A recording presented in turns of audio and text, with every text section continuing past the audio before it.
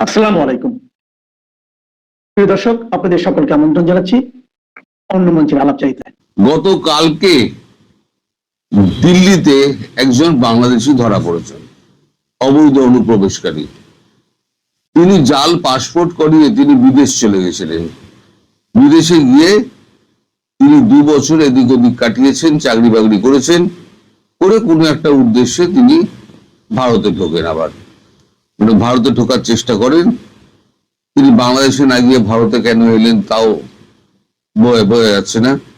এখন আমাদের কাগজে যেটা বেরিয়েছে, দিল্লিতে জাল ভারতীয় পাসপোর্ট সমেত ধৃত বাংলাদেশি। এখন এই যে খবরটা বেরিয়েছে, এই খবরটা যে আমি আপনাদের বলছিলাম না, এখন প্রচুর পুলিশি এখন এই চলছে, আমার ধরপাকড় চলছে, এই হচ্ছে খবরটা।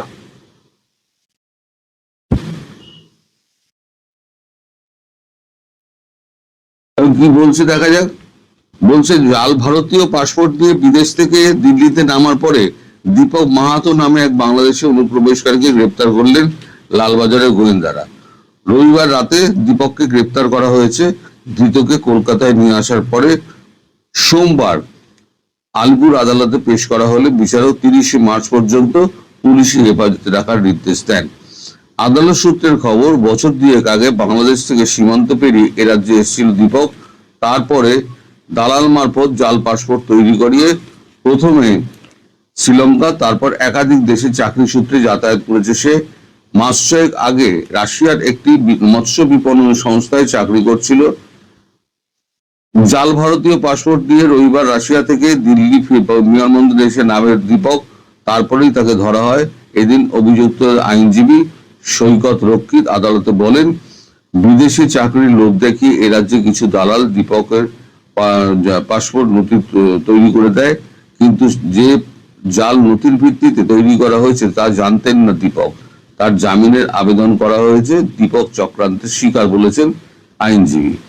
সরকারি আইনজীবী জামিনের বিরোধিতা করে বলেন, বাংলাদেশে অনুপ্রবেশকারীদের জাল ভারতীয় পাসপোর্ট তৈরি করে দেওয়ার একটা বড় চক্রের কাজ করছে।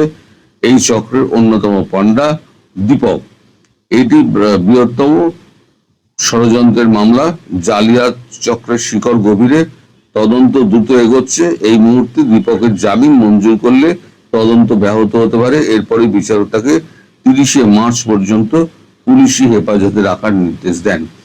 এখন ব্যাপারটা হচ্ছে যে আমাদের যে আইনজীবী, তিনি তো তার ক্লায়েন্টকে বাঁচানোর জন্য তিনি এই সমস্ত কথা বলবেন, কিন্তু এই যে ভদ্রলোক যিনি এই জাল পাসপোর্ট তৈরি করিয়েছেন, তিনি যে সমস্ত ডকুমেন্ট গুলো জাল করিয়েছেন, তাহলে তিনি কি জানতেন না যে তিনি একটা অন্যায় করছেন?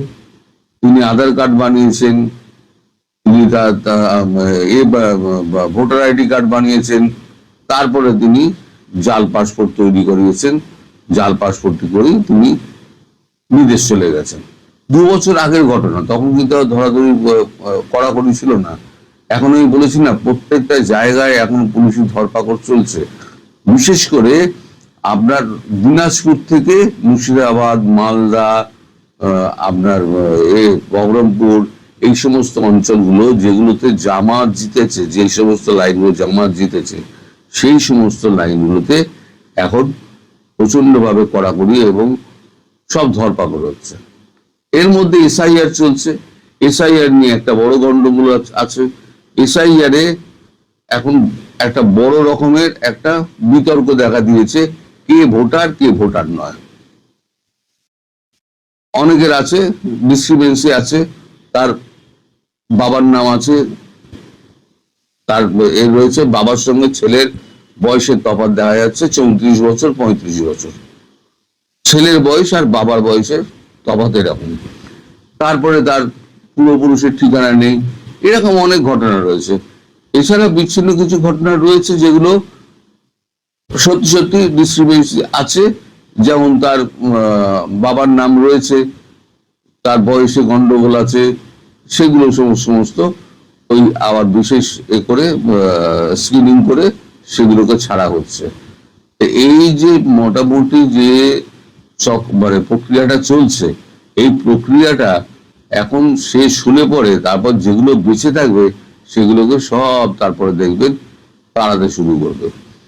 এবং কি হতে পারে সেটা আমি একটা আগের ভিডিওতে বলেছিলাম, যে এই যে যদি এখন ভোটটাও কিন্তু অনিশ্চিত হয়ে গেছে, যে আমাদের 29শে মে যে ভোট আছে সেই ভোটটা সঠিক সময় হবে কি না সে নিয়েও কিন্তু সন্দেহ দেখা দিচ্ছে। কারণ এখানে কংগ্রেস এবং সিপিএম তারা প্রত্যেকেই বলে দিয়েছে আদালতে গিয়ে যে একজনও যদি আমাদের ভোটার যদি ভোট দিতে না পারে সেটা কিন্তু আমরা মানব না। প্রতিটি ভোটারকে বুঝে একেবারে গুনে টুনে একেবারে সঠিক পদ্ধতিতে এসআইআর লিস্ট বার করতে হবে। এখন সেটা করতে গিয়ে যদি ঠক বাজতে গাউজার হয়ে যায় তাহলে দেখা যাবে যে এখনো 1,20,000 এখনো এই ডিসক্রিমিনেন্সির আন্ডারে রয়েছে। এই 1,20,000 যদি প্রত্যেকটি ভোটারকে যদি করতে হয়, মানে লজিক্যাল ডিসক্রিমিনেন্সি থেকে যদি বার করতে হয়, তাদের ভোটার লিস্টে নাম তুলতে হয়, তাহলে দেখা যাবে যে 29শে মের মধ্যে আমাদের এখানে পশ্চিমবঙ্গে ভোট হচ্ছে না। যদি ভোট এখানে 29শে মের মধ্যে না হয় তাহলে কি হবে? তাহলে অবশ্যম্ভাবীভাবে যেটা হবে সেটা হচ্ছে রাষ্ট্রপতি শাসন জারি হবে।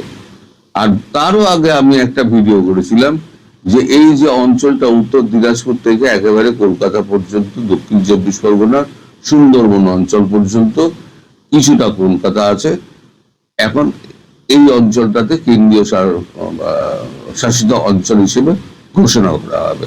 এবং কেন্দ্রীয় শাসিত অঞ্চল হিসেবে ঘোষণা করা হলে এই যারা এইরকম মানে রয়েছে, যারা অবৈধভাবে প্রমাণ হয়ে যাবে, যারা অবৈধ, তাদেরকে কিন্তু সব বাংলাদেশে পাঠানো হবে। আর কেন্দ্রীয় শাসিত অঞ্চল হলে তখন কিন্তু কারুর হাতে কোনো ক্ষমতা থাকবে না। পুলিশ চলে যাবে দিল্লির হাতে, দিল্লি পুলিশই দিল্লি কন্ট্রোল করবে পুরো পুলিশ, এবং এনআইএ এবং যত আমাদের আইবি, সেন্ট্রাল আইবি যা আছে সব একদম ঠিক করবে মাছির মতো, একেবারে সব জায়গায় ঘুরে ফিরে একবার ধরপাকড় করবে আর পাঠাবে।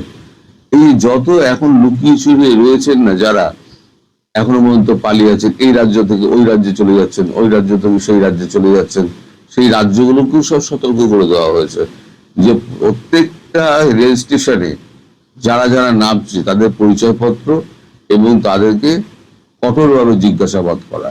বিশেষ করে বাংলাদেশি যদি ধরা পড়ে তাহলে সেক্ষেত্রে তাকে কিন্তু আদালতে হাজির করা হবে। এই যে এতদিন ধরে বাংলাদেশ সম্পর্কে কিন্তু ভারতবর্ষের কোন রকম মানে এদিকে চোখ দেয়নি, ভারতবর্ষ চোখই দেয়নি।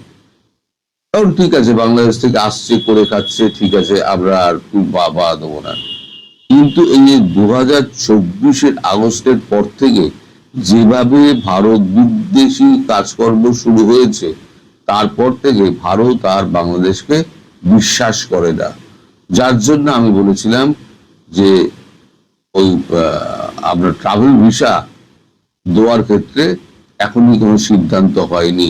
কারণ আপনারা বুঝতেই পারছেন যে যেখানে এত তদন্ত চলছে সেখানে এখন ট্রাভেল ভিসা দিয়ে আরো লোক ঢোকানো কতটা বিপজ্জনক হতে পারে।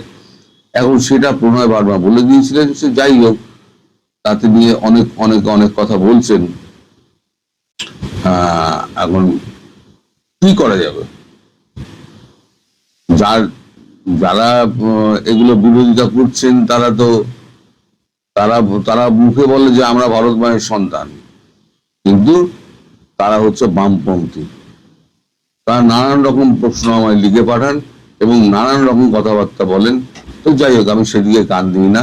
যেটা ঘটনা আমি সেটাই বলি যে এইটা চলছে, এবং আপনারা ঘটনা বিশ্লেষণ করলে নিজেরাই বুঝতে পারবেন যে এই সময়তে মানে আপনার ট্রাভেল পাসপোর্ট আপনার দেওয়া হয় কি দেওয়া হয় না। আপনার দেশ যদি হতো আপনি কি এই সমস্যার মধ্যে দিতেন না। যখন একের পর এক জাল পাসপোর্ট ধরা পড়ছে এবং যেভাবে আপনার লজিক্যাল ডিসক্রিপেন্সি যেখানে বাড়ছে, মানে 1,20,00,000 লজিক্যাল ডিসক্রিপেন্সি এখনো বাকি রয়েছে, সেগুলো সমাধান না হওয়া পর্যন্ত ভোট হবে না। যদি ভোট না হয় তাহলে রাষ্ট্রপতির শাসন এখানে জারি হবে, আর রাষ্ট্রপতির শাসন হলে রাজ্য সরকারের কোনো ক্ষমতা থাকবে না, পুরোটা চলে যাবে কেন্দ্রের হাতে। আর কেন্দ্রের হাতে গেলে তাহলে সমূহ বিপদ, যারা এখানে ঢুকে এসছেন তাদের কাছে সমূহ বিপদ। সবাই ভালো থাকবেন। তার মানে ছাত্র শক্তি সেই 2024-এর আগস্টের পর থেকেই আসলে এই ছাত্রদের এই দলটি চেষ্টা করে যাচ্ছে যে তারা মব সৃষ্টি করার মাধ্যমে, গণপিটুনি দেওয়ার মাধ্যমে, একে ওকে ছাত্রলীগ সন্দেহে পেটানোর মাধ্যমে, কিংবা ছাত্রলীগ চলে এলো রে এই কথা বলে হারে রে রে করে এক রকমের প্রভাব প্রতিপত্তি শক্তি প্রদর্শন করে বিশ্ববিদ্যালয় ক্যাম্পাসগুলোতে প্রতিপত্তি বজায় রাখবে, আধিপত্য বজায় রাখবে, দখল বজায় রাখবে। ঢাকা বিশ্ববিদ্যালয় থেকে 2024-এর জুলাইয়ে বিতাড়িত হওয়ার পর নিষিদ্ধ ঘোষিত ছাত্র সংগঠন ছাত্রলীগ প্রথমবারের মতো ঈদের ছুটিতে ঢাকা বিশ্ববিদ্যালয় এলাকায় একটি ঝটিকা মিছিল করেছে। ছাত্রলীগের নেতাকর্মীদের সেই বিক্ষোভ মিছিল থেকে রাজবন্দীদের মুক্তি এবং ছাত্রলীগের ওপর থেকে নিষেধাজ্ঞা তুলে নেওয়ার দাবিতে নানা স্লোগান দেওয়া হয়েছে।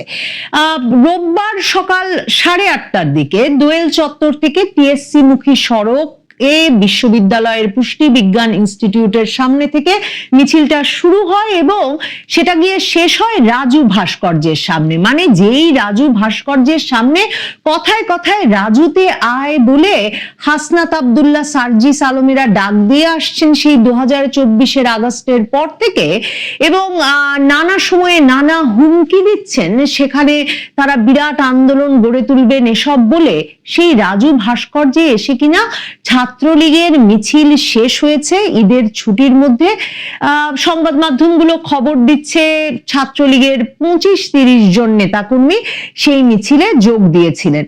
কয়েক মিনিটের মধ্যেই এই মিছিলটি শেষ হয়ে যায়। ছুটির মধ্যে সকালবেলা ফাঁকা ক্যাম্পাসে মিছিলটি টিএসসি এলাকার রাজু ভাস্কর্যের সামনে শেষ হয়। সেখানে মিছিলে অংশগ্রহণকারীরা কিছু সময় অবস্থান করে বিক্ষোভ প্রদর্শন করেন।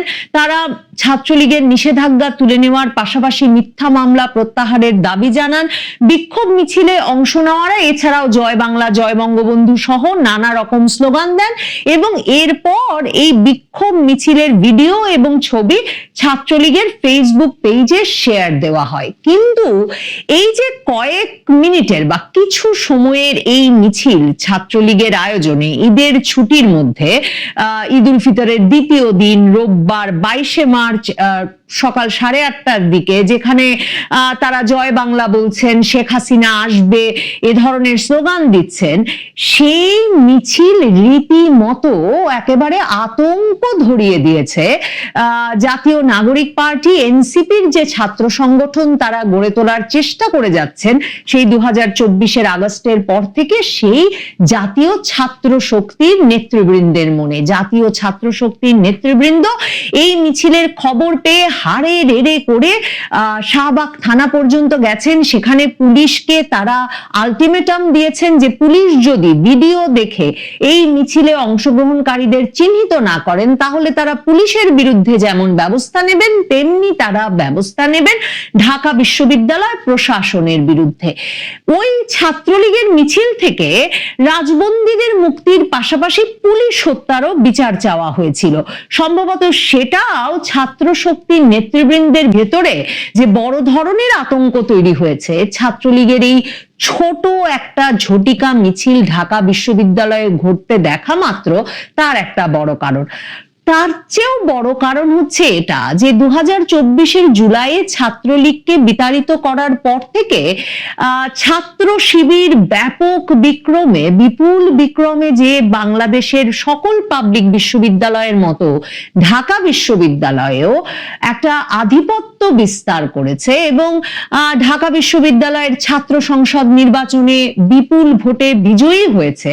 কিন্তু এখন যখন বিএনপি ক্ষমতায় এসেছেন এবং প্রধানমন্ত্রী তারেক রহমান ক্ষমতায় আসা মাত্র পাবলিক বিশ্ববিদ্যালয়গুলোর প্রশাসনে বড় ধরনের পরিবর্তন আনছেন, মানে জামায়াতপন্থী যেসব উপাচার্য ছিলেন বা প্রশাসনের শীর্ষ পদে জামায়াতপন্থী যেই শিক্ষকবৃন্দের জায়গা হয়েছিল এবং যারা সারা বাংলাদেশের পাবলিক বিশ্ববিদ্যালয়গুলোতে ছাত্র শিবিরের এক রকমের রাজনৈতিক বিকাশে প্রত্যক্ষ ভূমিকা রেখেছেন, তাদেরকে সরিয়ে নিতে সরকার যখন সক্রিয়, তখন একেবারে ঢাকা বিশ্ববিদ্যালয়ের বুকে রাজু ভাস্কর্যের পাদদেশে ব্যানার নিয়ে দাঁড়িয়ে ছাত্রলীগ মিছিল করে ফেলছে, ঢাকা বিশ্ববিদ্যালয়ে আবার ছাত্রলীগ সংগঠিত হচ্ছে, এই আশঙ্কা ভীষণভাবে আতঙ্কিত করে তুলেছে এই ছাত্র শক্তির নেতৃবৃন্দকে। দেখেন, এই যে জাতীয় ছাত্র শক্তি, এই নামটা কিন্তু সম্প্রতি আবার বদলে জাতীয় নাগরিক পার্টি ঠিক করে যে তাদের ছাত্র সংগঠনের নাম তারা জাতীয় ছাত্র শক্তি দেবে। প্রথম যখন 2025-এর ফেব্রুয়ারিতে জাতীয় নাগরিক পার্টির পাশাপাশি ছাত্র সংগঠন গড়ে তোলা হয়েছিল, তখন নাম দেওয়া হয়েছিল বাগছাস, বাংলাদেশ গণতান্ত্রিক ছাত্র সংসদ। এরপর ডাকসু নির্বাচন, জাকসু নির্বাচন সহ পাবলিক বিশ্ববিদ্যালয়গুলোর নির্বাচনে বাগছাস এমন খারাপ ফল করে, মানে কোথাও তারা ভোটে একেবারেই দাঁড়াতে পারে না। এই অবস্থায় জাতীয় নাগরিক পার্টি ঠিক করে যে একেবারে সকল পাবলিক বিশ্ববিদ্যালয়ের ছাত্র সংসদ নির্বাচনে ভীষণ খারাপ ফলাফল করা এই ছাত্র সংগঠনটির নাম পাল্টে জাতীয় ছাত্র শক্তি করা যাক। সম্প্রতি এই জাতীয় ছাত্র শক্তির শিরোনাম হয়েছে, তার কারণ হচ্ছে এই রোজার মাসেও ঢাকা বিশ্ববিদ্যালয়ের দর্শন বিভাগের ছাত্র পাভেলকে, তিনি যখন বুয়েটের গিয়েছিলেন সেহরি খেতে, সেই সেহরি থেকে তুলে ওই পাভেলকে ছাত্রলীগ সন্দেহে 2-2.5 ঘন্টা ধরে কয়েক দফায় মেরে পিটিয়ে তার মানিব্যাগ, বাইকের চাবি এসব ছিনিয়ে নিয়ে তারা শাহবাগ থানায় রীতিমতো গুরুতর জখম অবস্থায় সোপর্দ করে গিয়েছিলেন।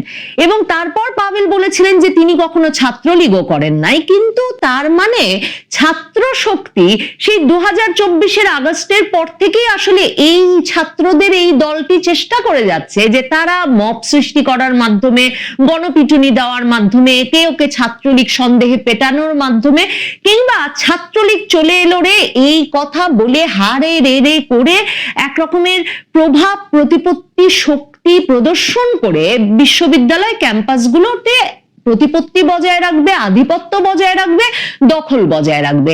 কিন্তু সত্যিকার অর্থে এই ছাত্র শক্তি না ভোটের ব্যবস্থা করতে পেরেছে ছাত্রলীগ মুক্ত ক্যাম্পাসেও, না তারা সেভাবে কোনো আধিপত্য প্রতিষ্ঠা করতে পেরেছে। এখন যখন ঢাকা বিশ্ববিদ্যালয় সহ বিশ্ববিদ্যালয়গুলোর উপাচার্য বদলে যাচ্ছে, তখন ছাত্রলীগের এই মিছিল তাই তাদের ভীষণভাবে আতঙ্কিত করেছে। ছাত্র শক্তির নেতৃবৃন্দ ঢাকা বিশ্ববিদ্যালয় এলাকায় ছাত্রলীগের ঝটিকা মিছিল হয়েছে, এই খবর পাওয়া মাত্র তারা গিয়ে পুলিশের নির্লিপ্ততা এবং ক্যাম্পাসে নিষিদ্ধ সংগঠনের অপতৎপরতা নিয়ে ক্ষোভ প্রকাশ করেছে। এবং সংগঠনের একটি প্রতিনিধি দল রোববার সন্ধ্যায় শাহবাগ থানায় গিয়ে ওসির সঙ্গে কথা বলে বেরিয়ে ছাত্র শক্তির সভাপতি জাহিদ হাসান গণমাধ্যমকে বলেছেন যে শিক্ষার্থীরা যখন ঈদের ছুটিতে পরিবারের কাছে, সেই সুযোগে নিষিদ্ধ ছাত্রলীগ ব্যানার নিয়ে মিছিল করার দুঃসাহস দেখিয়েছে। মিছিলের 8-9 ঘন্টা পার হলেও পুলিশ প্রশাসন কোনো ব্যবস্থা নেয়নি। কাজেই পুলিশ আগামী 24 ঘন্টার মধ্যে ব্যবস্থা নিয়ে তাদেরকে আপডেট জানাবে, এই আলটিমেটাম তারা পুলিশকে দিয়ে এসেছেন।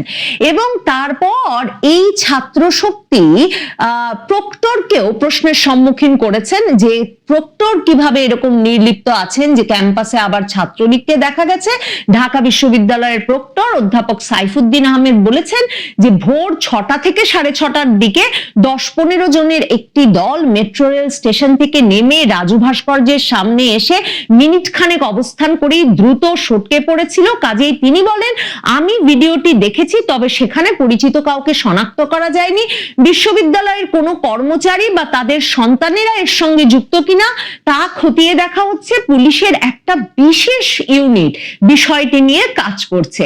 মানে সংবাদ মাধ্যম বলছে সকাল 8টা 8:30টার দিকে, সংবাদ মাধ্যম বলছে দোয়েল চত্বর থেকে রাজু ভাস্কর্য পর্যন্ত এসে রাজু ভাস্কর্যে ব্যানার নিয়ে এই বিক্ষোভ মিছিল থেকে স্লোগান দেওয়া হয়েছে, ছবি তোলা হয়েছে, ভিডিও করা হয়েছে। তারপর এই ঝটিকা মিছিল শেষ করে ছাত্রলীগের ভেরিফাইড ফেসবুক পেজে ভিডিও দিয়ে দেওয়া হয়েছে, কিন্তু প্রক্টর মানে ছাত্র শক্তির জেরার মুখে কোন রকমে বলছেন যে এত অল্প সময় এই মিছিল হয়েছে যে, এবং এমন ভোরবেলায় হয়েছে যে কারো পক্ষে তখনই গ্রেফতার করা সম্ভব হয়নি, তবে পুলিশের এক বিশেষ ইউনিট নাকি জন্য এই কারা জড়িত সেটা ধরতে কাজ করছে। এর আগেও এই যে মানে 2024-এর আগস্ট পরবর্তী ছাত্র নেতা, বৈষম্য বিরোধী ছাত্র আন্দোলনের নেতা, ছাত্র শক্তির নেতাদের দাবির মুখে ঢাকা বিশ্ববিদ্যালয়ের কর্মচারীদেরও কয়েকজনকে গ্রেফতার করে কিন্তু পুলিশে দেওয়া হয়েছে, মামলা হয়েছে তাদের নামে, শিক্ষকদের বিরুদ্ধে মব তো সৃষ্টি করা হয়েছে। কাজেই এখন এই প্রক্টর বলছেন বিশেষ ইউনিট কাজ করছে দেখতে যে কর্মচারী বা তাদের কোনো পরিবারের কেউ জড়িত কিনা। তার মানে এখন আবার একটা কর্মচারীদের ভোগান্তির মুখেও পড়তে হবে। এই ছাত্র শক্তি হচ্ছে সেই ছাত্র সংগঠন, যেই ছাত্র সংগঠনের দুজন কিন্তু ওই যে গুলশানে আওয়ামী লীগ সাবেক সংসদ সদস্য শাম্মী আক্তারের বাড়িতে চাঁদাবাজি করতে গিয়ে ধরা পড়েছিলেন। জানে আলম অপু নামের এক ব্যক্তি, তখন রীতিমতো আসিফ মাহমুদ সজীব ভুইয়া তারকা নেতা উপদেষ্টা সাবেক, তিনি তাদেরকে চাঁদাবাজি করতে পাঠিয়েছেন সে কথা ফাঁস করে দিয়েছিলেন ভিডিও বার্তার মাধ্যমে। কাজেই এই ছাত্র শক্তির নানা রকম মানে বড় ধরনের কৃতিত্ব এবং কাজের নজির গত 1-1.5 বছরে ঢাকা বিশ্ববিদ্যালয়ে সৃষ্টি হয়েছে। কিন্তু এখন যখন এই প্রক্টর সাইফুদ্দিন আহমেদও আসলে বদলে যাবেন আগামী কয়েকদিনের মধ্যে, কারণ তাকে নিয়োগ করেছিলেন জামায়াতপন্থী উপাচার্য নিয়াজ আহমেদ খান, আর এখন যখন ঢাকা বিশ্ববিদ্যালয়ে বিএনপির রাজনৈতিক কর্মী সরাসরি তারেক রহমানের ভীষণ আস্থাভাজন নতুন উপাচার্য আসছেন, তিনি এসে যে এই ছাত্র শক্তি, এই ছাত্র শিবিরের ব্যাপক আধিপত্যের অবসান ঘটাতে চাইবেন ঢাকা বিশ্ববিদ্যালয়ে, নতুন প্রশাসন আনবেন, এই প্রক্টর সাইফুদ্দিন আহমেদ সহ প্রক্টররাও বদলে যাবেন এবং ঢাকা বিশ্ববিদ্যালয়ে ছাত্র শিবির, ছাত্র শক্তির আধিপত্য শেষ হয়ে ছাত্র দলের আগমন ঘটবে। ছাত্র দল আবারও ঢাকা বিশ্ববিদ্যালয় সহ পাবলিক বিশ্ববিদ্যালয়গুলোতে অবাধে রাজনীতি করার সুযোগ পাবে এবং তারেক রহমান প্রশাসনে পরিবর্তন আনছেন সরাসরি সেই উদ্দেশ্যকে মাথায় রেখে। এটা যখন এই ছাত্র শক্তির নেতৃবৃন্দ সহ আপনি আমি সবাই বুঝি, তখন ছাত্র শক্তি, ছাত্র শিবিরের মনে এই শঙ্কাও কাজ করছে যে ছাত্রলীগ এই সুযোগে সংগঠিত হচ্ছে কিনা। কারণ যখন বিশ্ববিদ্যালয় ক্যাম্পাসে ছাত্র শিবির, ছাত্র শক্তির মতো দলগুলোর আধিপত্যের অবসান ঘটাতে হবে, তখন ছাত্র